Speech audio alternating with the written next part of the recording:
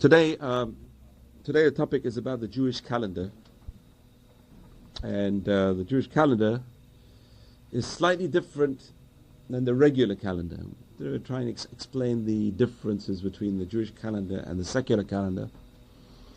As you all know, the Jewish calendar is a lunar calendar, and the lunar month is 28 and a half days and a couple of minutes.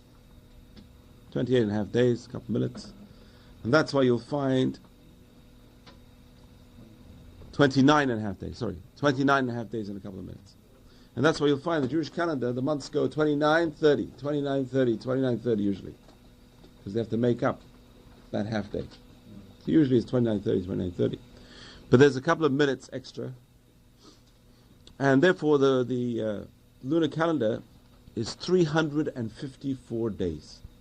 The lunar calendar is 354 days for 12 months. 354 days, if you multiply 29 and a half by 12, you get 354 days. And so we find there are 11 days short between the lunar calendar and the solar calendar. So 365 is the solar, 354 is the lunar. We are 11 days short every year between the lunar and the solar calendars. We're 11 days short. Now, it's very good because the Jewish calendar, the Torah tells us, first mitzvah in the Torah, in fact, given to Moses, was the mitzvah which we're going to read on just for the month of Nisan. It's in Parshat Bo, which is in the book of Exodus. And the Torah says, HaChodesh hazeh lachem rosh chodashim. This month will be to you the beginning of the months. It will also be the beginning of the year. Which month? The month of Nisan, which is in 2 weeks' time. Month of Nisan, the Jewish month, similar to the automobile. They probably got it from us, Nissan. So the month of Nisan, it's not Japanese, it's actually the month of Nisan. It's Babylonian. It's Babylonian. It's interesting. The Torah does not have any names for the months of the year. The Torah calls them the first month, the second month, third month, fourth month. Whenever it says the first month, it's referring to Nisan. Because that is considered the first month, because that's the month we came out of Egypt. So that is the first month of the year. Okay?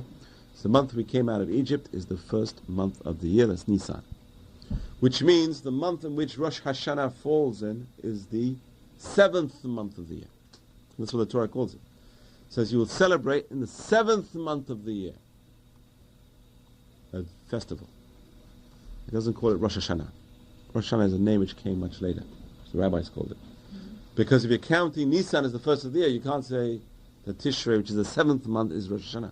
Doesn't make sense. Okay, we're going to talk about that. Remind me, we're going to talk about that. But let's go back to the year. The Torah also says that Pesach falls on the 15th of the first month, which is the 15th of Nisan. And the Torah also says that Pesach has to fall in the spring. B'chodesh ha'aviv, in the month of spring. Now, as you all know, the Muslims have a lunar calendar. Right? 354 days, and they have a festival called Ramadan. What happens to Ramadan? Every year, it's 11 days earlier in the year. So it starts off by being in the winter, and it ends up by being in the summer, and it goes back to being in the winter, and then summer, winter, summer. Every year it's 11 days shorter. So it comes 11 days earlier every year. Can you imagine? 11 days earlier every year. So eventually it shifts through the whole calendar. The Torah says, no, you're not allowed to do that. Pesach has to fall in the spring. How do we get Pesach to fall in the spring? So the answer is, we add a leap month. We add a second Adar. Just before Pesach, the month before Pesach is Adar. We add an extra month before Pesach to make sure Pesach falls in the spring. Now, I'm sure there's no coincidence. This year was a very harsh winter. And you can see that the spring is a bit late. So you can know that Pesach falls in the spring. So we have to add an extra month to push the spring, Pesach into the spring. So but our calendar is already fixed. And therefore we have an extra month every 2 or 3 years, 7 times every 19 years. There's a cycle of 7 times every 19 years of leap months. Now it's interesting because our calendar was programmed nearly 2,000 years ago. The calendar we have today was programmed nearly 2,000 years ago, before the age of computers, before the age of anything. 2,000 years, imagine, 2,000 years ago they programmed the calendar. And they fixed the dates for our Pesach 2,000 years ago. Our calendar is totally fixed from 2,000 years. Everything is set by a person called Hillel the second, not Hillel the first. Hillel the first we all know about. He came from Babylon, he moved to Israel. It says he was poor, he was a wood chopper, and he would pay one half of his earnings to support his family and half of his earnings to pay the yeshiva tuition for himself. One day he couldn't afford the yeshiva tuition. It says he stayed on the skylight up on top to hear what they were saying. And that day happened to be a Friday, and it snowed usually. In the morning they come back to the yeshiva and they find it's pitch black. Look up. There's the shape of a man on the roof. They go up there, it's frozen. Pull him out, light a fire for him, they break Shabbat for him. Light a fire, massage him, till they revive him. They say for a man like this, it's worth breaking Shabbat. For a man who he's nearly giving his life to learn Torah, he stayed up there on the skylight and he got frozen up there. So he became Hillel the first, and his great-grandson was Hillel the second. And Hillel the second fixed the calendar because in those days the calendar was fixed every month by the Sanhedrin, by the Beit Din in Jerusalem, and they would have witnesses to come and tell them that they saw the new moon. Right? And after they saw the moon, they would sit down and they'd say, yeah, okay, the new moon falls on so-and-so date. So the new moon, it was varying according to the sight of the person. There's no 29, 30 days. It could be 29, it could be 30 based on the witnesses coming. It could never be more than 30. So the witnesses didn't come by the 30th, they already announced the new moon by itself. Sometimes witnesses came early, sometimes witnesses came late. So sometimes it would be that the month would have 30 days every month. That's why Rosh Hashanah is the only festival which has 2 days in Israel. All the other festivals only 1 day in Israel. And the reason for that is because sometimes the witnesses came late. So they didn't know, maybe the witness is going to come, maybe this is not going to come. So they kept the first day of Rosh Hashanah out of doubt. And if the witnesses came that day, they would say this day is Rosh Hashanah. The witnesses didn't come, they still kept this day Rosh Hashanah just in case. Maybe they'll come later on. Maybe they'll come towards the end of the day. We better make sure it's Rosh Hashanah just in case. They come and they tell us, we saw the new moon last night. Right? So they kept this day Rosh Hashanah, they kept the next day Rosh Hashanah. If the witnesses didn't come, they kept 2 days. The witnesses came and they said, today is Rosh Hashanah, they only kept 1 day Rosh Hashanah. The witnesses came the day after, they kept 2 days out of doubt. So till in Israel today, that's the minhag, we kept the custom of giving 2 days Rosh Hashanah. Even though today we know which day is the calendar. Outside Israel, the witnesses would come in Israel, and Jerusalem, they would tell them what day is Rosh Hashanah, what day is Rosh Chodesh, which day is the due month. And the Sanhedrin in Jerusalem would send messengers outside Israel. Now, unfortunately, sending messages outside Israel. Before that, they would light bonfires. All the hills, can you imagine? Every mountain, from Israel till Babylon, which is where the exile, all the Jews lived, they had a bonfire. This way, almost instantaneously, the Jews in Babylon could tell that it's Rosh Chodesh. Imagine. The bonfire outside Jerusalem, another bonfire in Jordan, another bonfire over there, another bonfire there. All of a sudden, you find all that says all the mountains were lit up towards the east, and the Jews of Babylon would know, hey, they lit the bonfire. That means tonight is Rosh Chodesh. What happens? Our good friends, the Samaritans, I'm being sarcastic, what the Christians call the Good Samaritans, we don't have such a good opinion of them, Samaritans. The Good Samaritans, the so-called Good Samaritans, decided they're going to mix up our calendar. So they started lighting bonfires on different nights. So Rabbi said, we can't light bonfires anymore. They're trying to trick us. So what happened? They lit the bonfire on the wrong night. The guys in Babylon kept the wrong festival. And then they found someone else lit a bonfire the next night. Say, hey, which night is Rosh Chodesh? They sent messengers back to Jerusalem. We didn't light the bonfire. Who put the bonfire? Must be the Samaritans. So from then on, they didn't rely on bonfires. They relied on messengers on horseback who came with the approval or the certificate of the Beit Din. The trouble is, it took messengers on horseback more than 2 weeks to get to Babylon or to Egypt. The 2 exiles, Alexandria, Babylon, you had 2 exiles, 2 big exiles of Jews. So it took more than 2 weeks sometimes to get to them, and by that time it was festivals. Especially on Sivan, which is Shavuot. Shavuot's on the 6th of Sivan. It takes more than 6 days for the messengers to get there. They don't know which day is Rosh Chodesh, which day they keep Shavuot. So the answer is, the rabbi said, keep 2 days, out of doubt. That's the reason why the 2-day festivals came outside Israel. In Israel, the messages could cover very before the festival. Within 6 days, they get to all the places, tell them today is Rosh Chodesh, and therefore Shavuot will fall on so-and-so day, or the Pesach will fall on so-and-so day.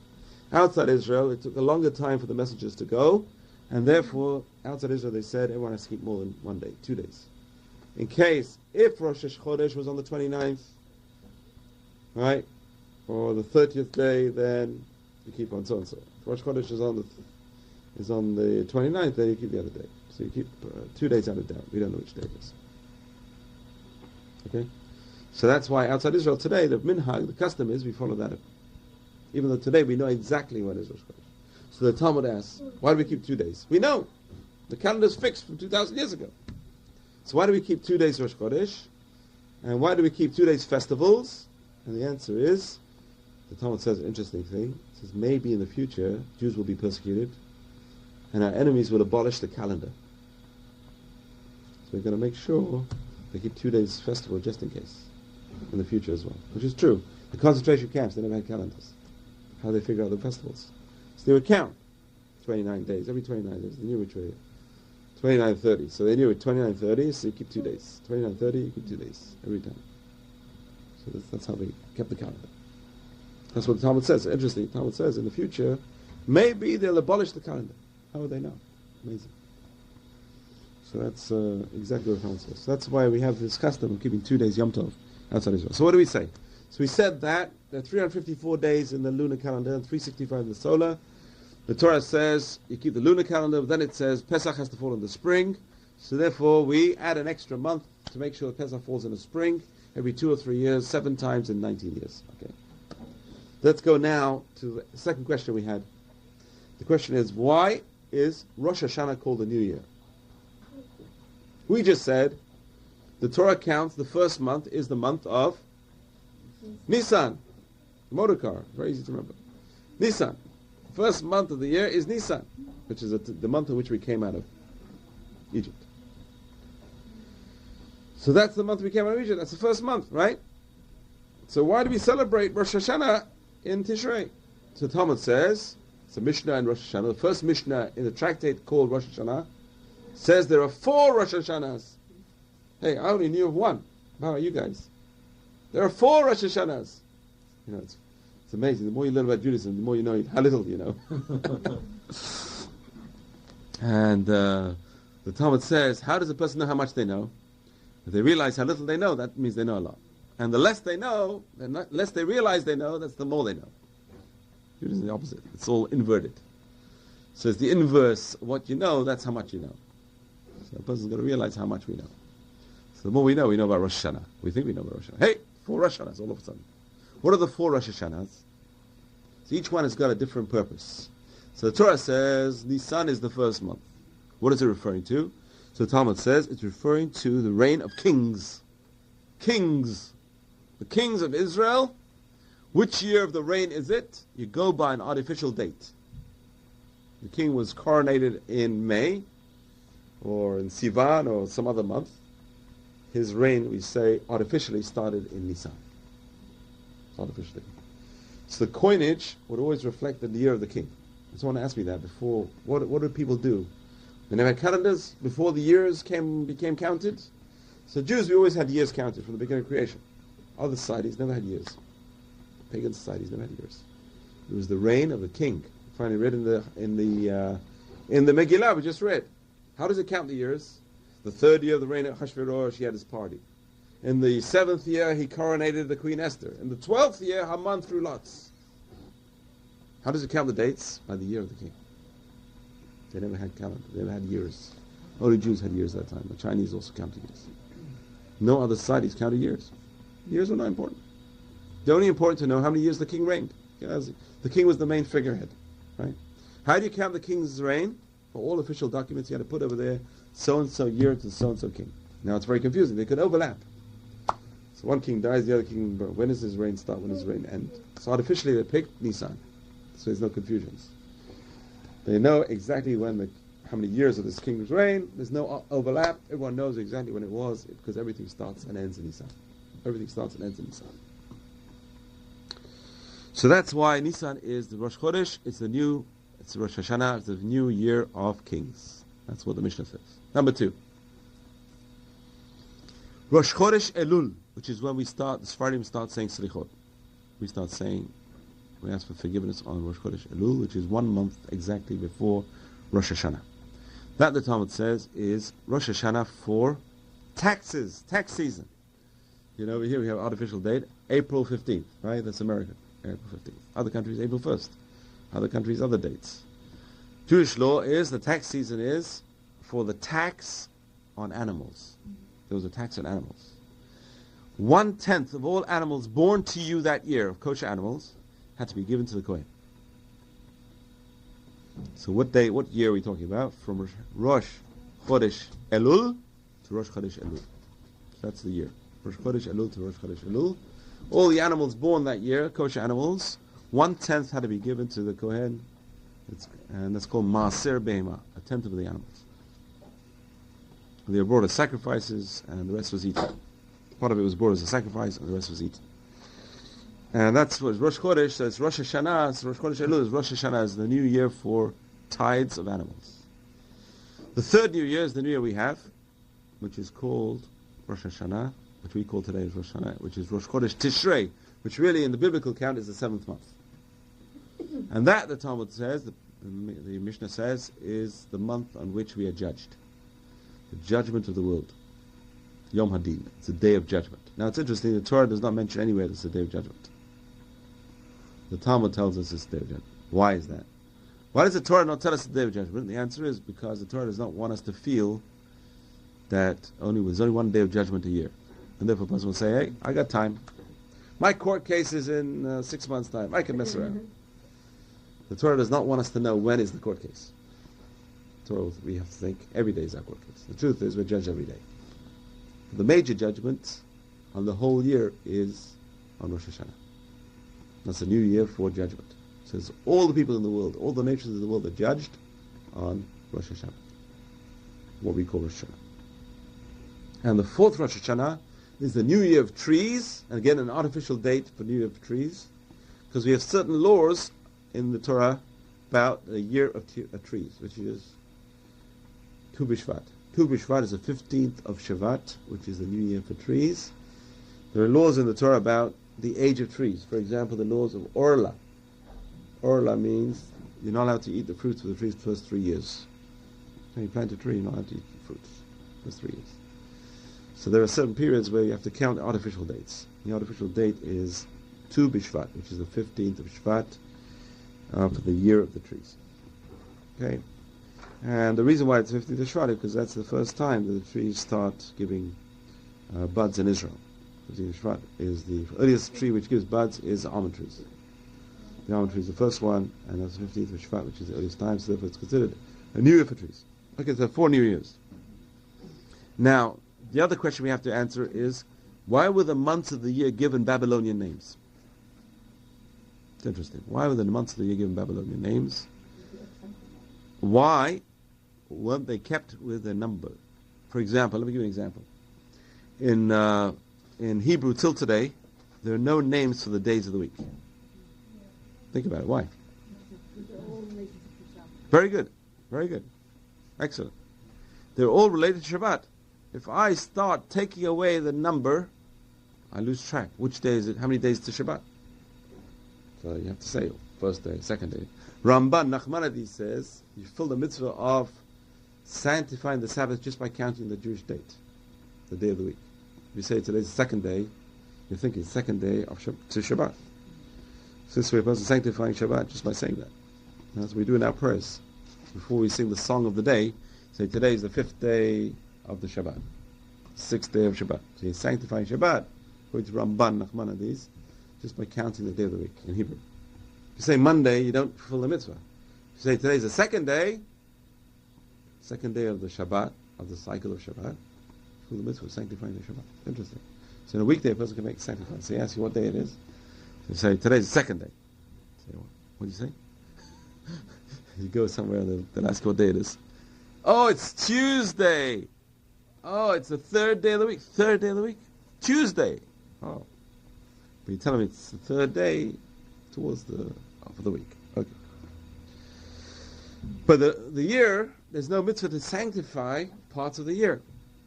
So the rabbis adopted the Babylonian custom of the names of the month. I heard an interesting idea. The idea is to take whatever the nations of the world have and sanctify it. Our mission is to sanctify the world. How do you take what they have? These are names of pagans, pagan idols usually. They name the months after pagan idols.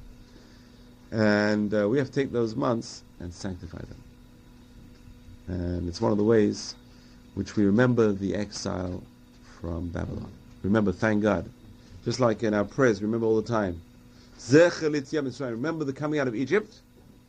Since we have names of the months in Aramaic, in Babylonian, we can remember now the coming out from Babylon. Okay? So how do we remember coming out of Babylon? Just by counting the months in Babylonian. So we can say, thank God. When I say Nisan, I remember, I don't think of the automobile, I think, thank God for taking me out of Babylon. Nisan is a Babylonian name. When I say ER, I say, thank God for taking me out of Babylon. That's what a person should think when they say these Aramaic names for the months. Okay? So let's go through the months. The first month today in our calendar is Tishrei. Even though the Bible calls the month of Nisan the first month, in our calendar today, if you look at any calendar, all the Jewish calendars start with Tishrei. Because we accept, now there's also debate in the Talmud, of which month was the actual creation of the world. Machlok between Rabbi Yehoshua and Rabbi Eliezer. Rabbi Yehoshua says, in Nisan the world was created. So really the first month is Nisan. Rabbi Eliezer says the world was created in Tishrei. So that's the debate. Which month? So everyone agrees the Torah says the first month. The Torah is counting from the coming out of Egypt. That was the first month. Everyone agrees that. The question is now, when I count the years, where does the year start? And everyone agrees. Today, we follow Rabbi Eliezer, that the years start in Tishrei. The world was created, we say on Rosh Hashanah, Hayom Harat Olam. Today the world was created. Which means, which world was created? Adam was created on Rosh Hashanah. Which means the world really created 6 days earlier. The creation process started on the 25th of Elul, which is 6 days prior to our Rosh Hashanah. Our Rosh Hashanah is the day of judgment of Adam. Same day. He was created, he sinned, he was judged that same day. That's the first day of judgment. So our Rosh Hashanah is the first day of judgment, which is the 6th day of creation. So it's interesting. A person shouldn't think, that's creation. That's creation of man, not the creation of the world. That's interesting. So the world is considered created when man came along. When man was not around, the world was not created. It wasn't there. Nothing there. Nothing there to celebrate. So that's the first festival in the year is Rosh Hashanah. As we said, from the Torah it's only one day. The rabbis added the second day. Why? Because even in Israel they didn't know which day it was. Because the new moon was not sanctified yet. And the witnesses didn't come yet. They didn't know the witness is going to come today, the witness is going to come tomorrow. So they kept 2 days out of doubt usually, unless the witnesses came on the first day. They kept 1 day. So therefore the minhag is today, even in Israel, to keep 2 days Rosh Hashanah. The third day of Tishrei is a fast of Gedaliah. Who is Gedaliah? Someone told me, he says, why should I have to fast for Gedaliah? Would Gedaliah fast for me? Who is Gedaliah? And the answer is the Babylonians conquered Israel. The first exile. The Babylonians conquered Israel. And their policy was, we take away the elite of society, uproot them, move them to Babylon, and use them as puppets and advisors for us, and we'll put up our puppet in their place. And the person they chose to put in their place was Gedaliah, who was Jewish. And the rabbis say he was a big tzaddik, he was a big righteous person. And as long as Gedaliah was over there, the Babylonians did not come and destroy the whole of Israel. What happened? The Jews, unfortunately, some of them, killed him. They killed him. We killed him. Our own people killed him. Because they viewed him as a traitor. Right? Who the heck is Gedaliah? He is supporting the Babylonians. Let's get rid of Gedaliah. And they thought the Babylonians would go away. Unfortunately, what happened was the Babylonians came and they wiped out the whole of the first exile, and that's why we're fasting. We're fasting, number one, because Gedaliah was a righteous person who was killed. But there's many righteous people killed in the whole, in the Jewish history. Every day you got people who are killed. That's not such a big thing. The reason is because that caused the destruction of Israel, actually the state of Judah. Israel was the northern kingdom which was taken away before that, 200 years before that. I'm talking about the state of Judah, which was 2.5 tribes. The remnants, the 10 tribes were lost already. 2.5 tribes lived in Judah, which is why they're called Jews. Look at the Megillah. The first person to be called a Jew was Mordechai HaYehudi. Mordechai the Jew. He wasn't from Yehuda. He was from the tribe of Benjamin, but he was called Yehudi because he came from the state of Yehuda. The state of Judah was the state at that time. So that's very important to remember. So when Gedaliah was removed and killed by the Jews, unfortunately, there was a total destruction. The Babylonians came and destroyed Judah, and that's why we fast on the third day, which is convenient because after eating for 2 days in a row, it's good to have a little bit of a break. The stomach, give the stomach a break. The first day of Tishrei to the 10th of Tishrei are called the 10 days of repentance. Aseret Yemei Teshuvah. The 10 days of repentance. We add special highlights in our prayers in the Amidah for the days of repentance. And the 10th of Tishrei is Yom Kippur, which is the Day of Atonement, Yom Kippur, which happens to be the day on which Moses, Moshe Rabbeinu, comes down the second time with the tablets. So he gets total atonement for the Jewish people. Jews sinned with the golden calf, first time, and he smashed those tablets. So Moses comes down the second time with the 10 commandments.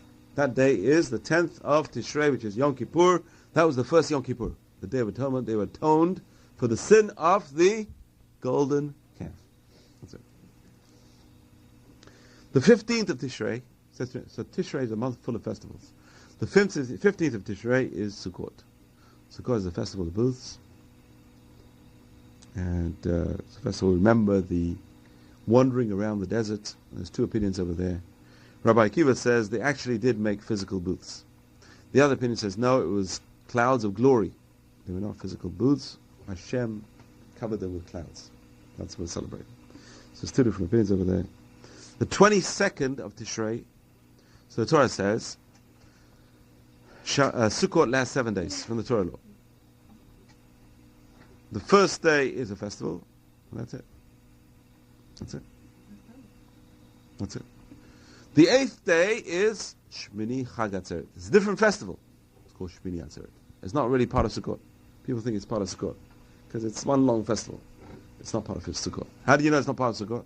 Because you don't have to sit in a sukkah unless it's beautiful weather and you don't say a bracha, because Sukkot is only 7 days and it's on the 8th day. So in Israel it's only 1 day. So Sukkot only lasts 7 days. Shmini Atzeret is a different festival, which is, the rabbis say, it's a festival of party. God says, you were with me for so long. I enjoyed your company. Stay with me 1 extra day. So it's a beautiful way of looking at it, the relationship between God and us. That God says, have an extra day. It's like your child comes to visit you, and he's going to go back home now. He came from college for a few days. He wants to go back. The parent says, please, give me another day. Let's have another festival for another day. God says, have another day. The whole month is full of festivals. It's 1 more day. That's Shmini Atzeret, which eventually became Simchat Torah. So in Israel, it's the same day. Shmini Atzeret is Simchat Torah. Outside Israel, we have 2 days Yom Tov, Shmini Atzeret. We make the second day Simchat Torah, which is the rejoicing of the finishing of the Torah. Every year we complete the cycle of the 5 books of Moses. And we finish and we start on the same day. We never finish. So the person says, we're celebrating the finishing. No. We're celebrating the beginning. The person shouldn't think I'm celebrating the end. No. We never celebrate the end. We celebrate the end and the beginning. We celebrate both. We celebrate because we ended and we celebrate because we started. We never finish completely the Torah. You never finish the Torah. However much a person does, never finish it. You always start again. And really, the truth is, every time you start the cycle, you always learn something new. Then Bereshit again, then Shemot again, it's like something new. Every time you add something. It's very important to add. One of the few months where there's nothing going on, Cheshvan. Slow month. Rabbis need it. Wow. We're worn out. Tishrei, you're worn out, knocked out, burnt out. Cheshvan, relax. Cheshvan. Kislev is 25th of Kislev was Hanukkah. Now it's interesting because when Moses came down on the 10th of Tishrei, which is Yom Kippur, he gives the Jews the command to build the Mishkan, the sanctuary, which is the wandering temple. In the desert they never had a temple, they had a wandering temple, which is a portable temple. It's called the Mishkan, the sanctuary. And they actually built it on the 25th of Kislev. It was ready, but they weren't allowed to actually physically put it up yet. till the beginning of Nisan, the next Nisan. So since the 25th of Kislev missed its opportunity the first time, God says, I'm going to give you a chance. And what happened is, the Maccabees, over 1,000 years later, revamped the Second Temple after the Greek invasion and not destruction, but desecration of the temple. The Second Temple was desecrated by the Greeks. The Maccabees came and rededicated it on Hanukkah, which lasts for 8 days because the miracle happened for 8 days. Tevet. Tevet is, the first 3 days is still Hanukkah. You always have Rosh Chodesh in Hanukkah. It's interesting. The Greeks wanted to annul 3 mitzvot. What were the 3 mitzvot? Rosh Chodesh. If you annul Rosh Chodesh, the Jews have no calendar. If they have no calendar, there are no festivals. There are no festivals, they're not different from anyone else. Number 2, they wanted to annul the Brit Milah, which is the circumcision. Again, what makes Jews different?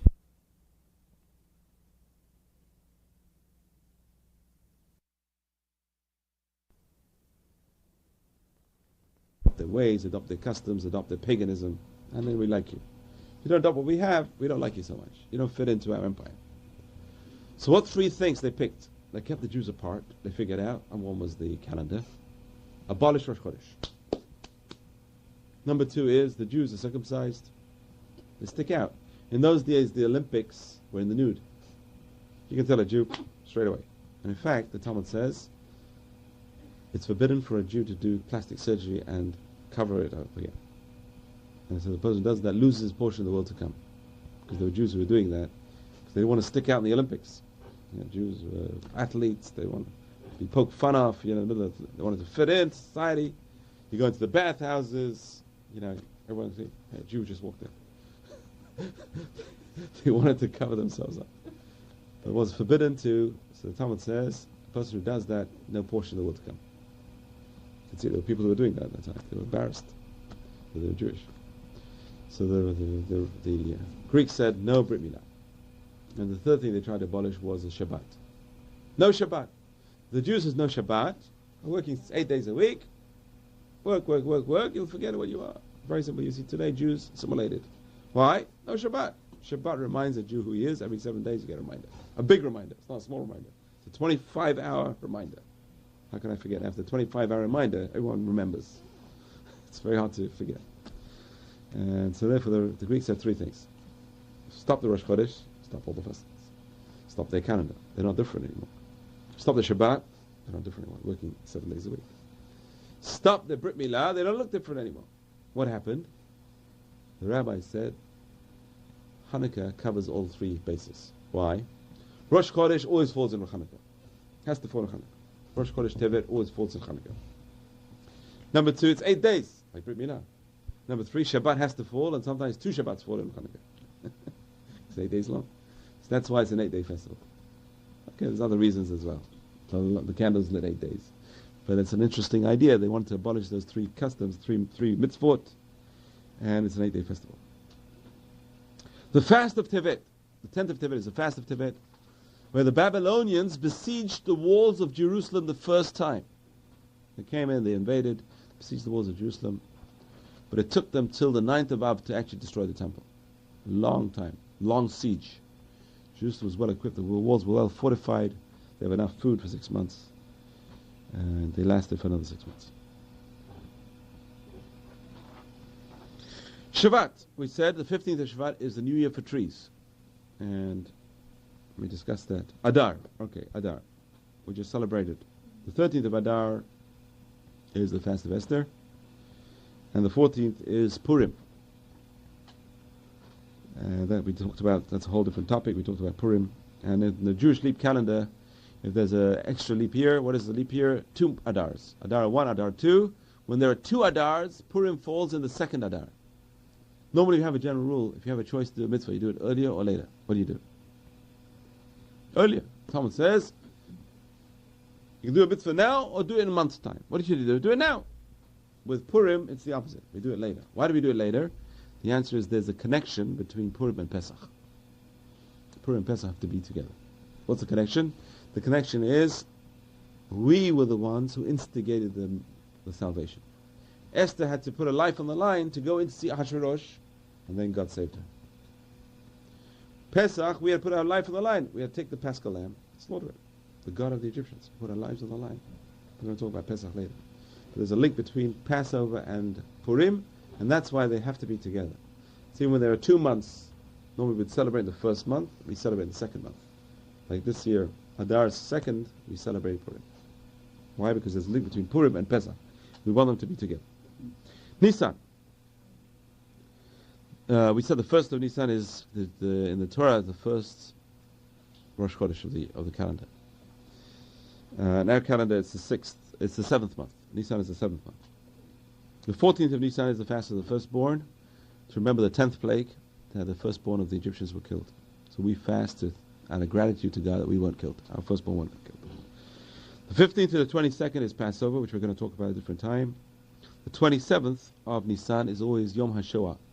In Israel today, they observe Yom HaShoah as a day of which to remember the 6 million Jews who were killed in the Shoah. The next month is Iyar. Iyar 6th is Israel Independence Day, Yom HaTzmaut. Sivan, the 6th and 7th, is Shavuot, the Festival of the Weeks. Again, in Israel it's only 1 day, outside Israel it's 2 days. Tammuz, 17th of Tammuz, was the day in which the walls of Jerusalem were actually breached. So they surrounded the walls of Jerusalem. They weren't breached till the 17th of Tammuz. It took them a while to breach the walls. And then on the 9th of Av, they finally got in and they burnt the temple. And not only was one temple burnt on the 9th of Av, both temples just happened to fall on, nothing happens by accident, on the 9th of Av. Worst day in our calendar, the 9th of Av. Why? Why is that the worst day in our calendar? Because the spies, when Moses sent 12 spies to spy the land of Israel, it took them 40 days to spy it out. They came back and they reported on the 9th of Av. And they said, we can't go in, it's impossible. And all the Jews cried that night. So God said, you cried for nothing, I'll give you something to cry about. That was the 9th of Av, and that's why everything bad happens on the 9th of Av. That was also, by the way, the Inquisition, the time of the Inquisition, the expulsion from Spain took place on the 9th of Av. How do we know? Because Columbus, it says, couldn't set sail. All the ports were packed with Jews fleeing. He had to set sail on the 10th of Av, the next day. Interesting. That was the end, the cut-off time for Jews to leave Spain. And then Elul, which is preparation for Rosh Hashanah. Okay, I just want to go through some of the ideas of the Jewish calendar. The Torah calls our sacred days Mo'adim. The word used in the Torah for festivals are called Mo'adim. Days of appointment. A Moed is an appointment or encounter with God. Appointment with God. Each of our holy days carries a divine message based on its historical significance. These messages don't come to us from a distant past, rather we are brought face to face with the historic event that gave rise to the holidays. Our mission is to sanctify all the different dimensions, and so we have to sanctify our year using these festivals. These festivals are appointments with God. Mo'adim. Mo'ed is an appointment. So a person has a fixed time. Moed is a fixed time, an appointment. So a person, we have a fixed time to meet God, which is to give us a shot of spirituality. So during the week we need a shot of spirituality, Shabbat. During the day, what are the shots of spirituality during the day? 3 times a day we pray. Pray in the morning, pray in the afternoon, pray in the evening. 3 times a day. Get a shot. Spirituality, otherwise we lose it. During the year we get an extra shot of spirituality. When do we need the extra shot of spirituality? At the change of seasons, usually. Because people's moods change. It's interesting. Mood swings. So just before the winter, it's a long winter. We need an extra boost in the arm to push us through the winter. All the festivals fall before the winter. Spring comes, we start budding. We start getting antsy. We start getting excited. We get a festival in the month of spring. And in the middle of the summer, we get a festival as well. Keep us under control. Get the Torah on the summer. It's interesting. And that's interesting because the rabbis say that. The rabbis say that we read Pirkei Avot, ethics of the fathers between Passover and Shavuot. And they say the reason for that is because people go out on tours, they go on vacation, they start forgetting the morality and the ethics. We need reminders, constant reminders. So like these festivals are shots in the arm for us in specific times of the year. Now, Normally when we think about time, we think of a long line stretching from the past to the future. It's like an arrow. Arrows going forward in time. Jewish time is not like an arrow. Jewish time is like circular forward motion. We're going round as we're going forward. And every time we go round, we meet the same cycles of previous years in our own time. Right, so we're celebrating Purim. We're celebrating the freedom of the Jews of Persia from Ahasuerus. All of a sudden what happens? George Bush gives an ultimatum to Saddam Hussein. Purim. In fact, I got an email from the OU. The OU said, on no accounts allow television cameras into your synagogue in Purim. Because why? Because they're going to say the Jews are celebrating the fact that there's going to be a war. Who would have thought of that? Yeah. But here we are on Purim, and it's interesting, the previous Gulf War ended on Purim. Ended on Purim. This one's starting on Purim. It's interesting. Wild. So we think we're in a different dimension already. The rabbi said no. The year repeats itself. Nisan is the month of salvation. The rabbi said, "B'Nisan nigalu." In Nisan they were redeemed. B'Nisan atidim ligail. On Nisan we're going to be redeemed again. Nisan is the month of redemption. Hopefully it's going to be this Nisan. Let's see. We don't know. But we have a prophecy. The month of Nisan is the month of redemption. So it was a month of redemption. Don't think it was only once in our lifetime. Everything goes around. Cycles. The cycle of life. So we think time is like an arrow. The rabbis say time is not like an arrow. Time is circular. There's a circular motion in time. And we are re-encountering events which happened already. So these are festivals which are re-encounters, which are appointments. Appointments with what? Appointments with previous events. So on Shavuot, we're re-encountering the giving of the Torah, the previous giving of the Torah. On Sukkot, we're re-encountering the Jews going through the wilderness. On Passover, we're re-encountering, in fact, we reenact it. And on Seder night, we're sitting around the table celebrating victory. Pour the cups of wine, we're thinking about the plagues, all the things we do, we're reenacting. We're meeting again the festivals. So a Jewish concept of time is circular time. So in reality, as the days and seasons pass us by, we are not moving ahead in a straight line, leaving the past behind us. We are moving in a spiral. We are moving in a spiral, and thus year after year we always pass again through the same seasons, past the same historical moments of encounter with God that our fathers experienced. That's the explanation given by Rabbi Dessler in beautiful volumes you have to buy called Strive for Truth. 3 volumes, I think it's more now. Strive for Truth, excellent. Really deep philosophy of Judaism. Very, very deep. That's how. Strive for Truth. Rabbi Dessler. D-E-S-S-L-E-R. Rabbi Dessler. So when we thank God for the miracles that shaped our history, it's interesting. Yesterday, we said a blessing on the Megillah. One of the blessings of the Megillah, we say on the same blessing on the lights of Hanukkah. She'asa nisim lavotenu bayamim hahem bazman hazeh. You did miracles for our forefathers in those days, in our days. You should just say, you did miracles for our forefathers in those days. What's in our days? And it says, those same miracles are happening to us today. We don't see it. There's Hamans in every generation, the rabbi said. You know, it's interesting. It says, when the Mashiach comes, it says, the Jews won't be as amazed as the evildoers will be amazed. Why? Because we don't know how many plots are hatched against us we don't even see. They'll see all the plots were hatched and they'll say, wow, there were so many thousands of plots that no one ever heard of. That God interfered in history and they're hidden from us, we don't even know. We just know the cases of the people who stick out. The guys who are successful to a certain extent. But what about all the people who tried and failed and no one even heard about them? All the little Hitlers who had these plots in the back of their minds and failed. We don't know about them. Thousands of millions of plots we don't know about. So there's miracles over miracles every day. We know about it today in Israel. For every terrorist they catch, and who does something, there are 50 who they caught. We thank God for those 50 that they caught. Thank God for that. So it's very, very important. We have to thank God for in those days and nowadays. The miracles God did in those days and in our days. But why? Because the answer is we're passing through the same encounter. Purim in those days is the same as Purim today, in a sense. We're passing through it. So we thank God for the miracles that shaped our history. We do not speak of great events in those days, but also in our days. So we're still participating in those great miracles.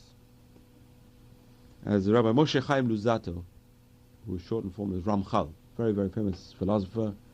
Rabbi Moshe Chaim Luzzatto, who's a great Sephardic philosopher, lived in Italy, eventually moved to Holland. He wrote a book. His most famous book is The Path of the Just. But he also wrote another book called The Way of God. Path of the Just he wrote in 8 days. It's a classic. This guy's a genius. And he wrote about 60 books in his lifetime. In his short lifetime, he died at the age of 38. It's very short. Big Kabbalist, big philosopher.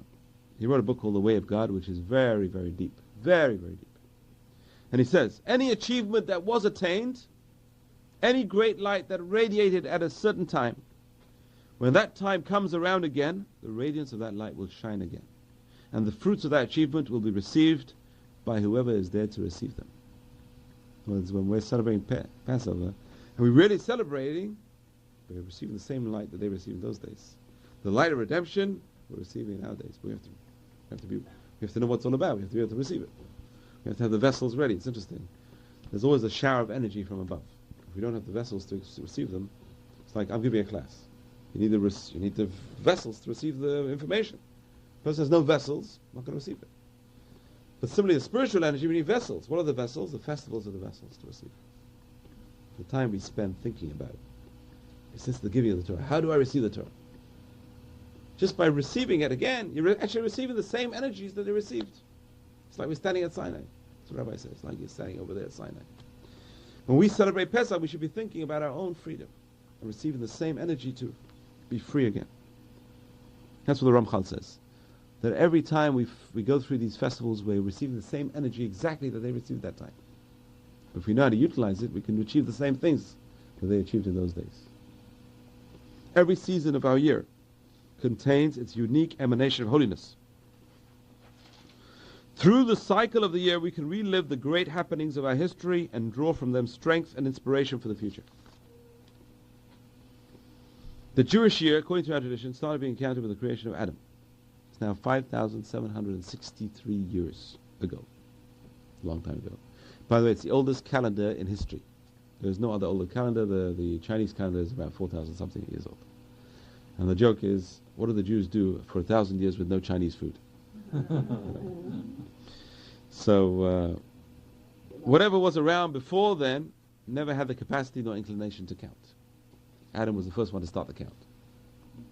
The months of the year were never named in a Jewish context, only numbered, just like the days of the week in Hebrew, as we said.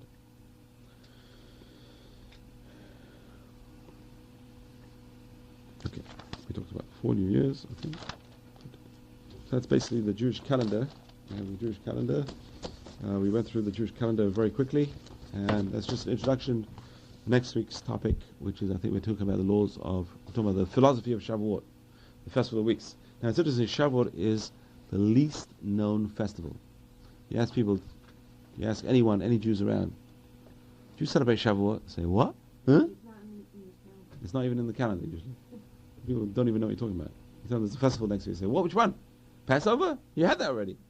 New Year? It's like coming out. What are you talking about? You think you're inventing it. People think you're inventing this festival. So we're going to talk about it next week. We're not going to invent it. We're going to talk about it next week.